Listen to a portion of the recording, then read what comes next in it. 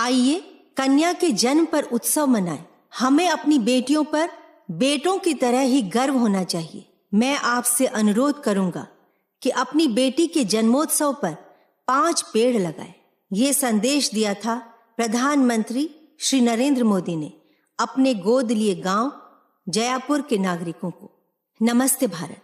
मैं डॉक्टर निधि निरंजन आज आपको बेटी बचाओ बेटी पढ़ाओ अभियान के बारे में जानकारी दे रही हूँ। बेटी बचाओ बेटी पढ़ाओ की शुरुआत प्रधानमंत्री श्री मोदी ने 22 जनवरी 2015 को पानीपत हरियाणा में की थी।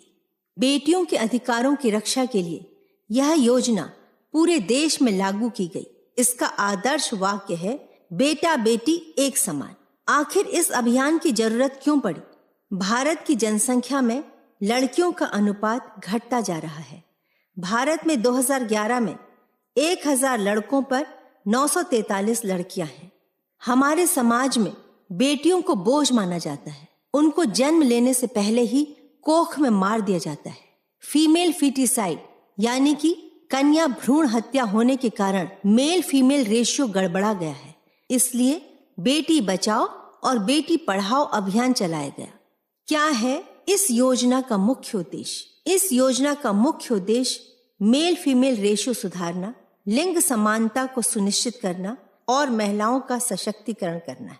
बेटी बचाओ बेटी पढ़ाओ यानी बीबीबीपी योजना महिला एवं बाल विकास मंत्रालय, स्वास्थ्य मंत्रालय, परिवार कल्याण मंत्रालय और मानव संसाधन विकास मंत्रालय की संयुक्त योजना है। यूनिसेफ ने भारत को चाइल्ड सेक्स रेशियो में 195 देशों में से 41वां स्थान दिया है। बेटी बचाओ बेटी पढ़ाओ अभियान के 10 साल पूरे होने पर भारत ने क्या उपलब्धि हासिल करी है?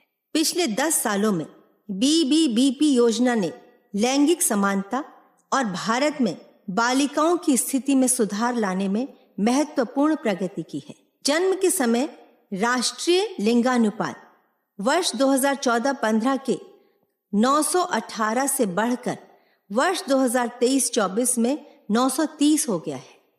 संस्थागत प्रसव 61% से बढ़कर 97.3% हो गए हैं।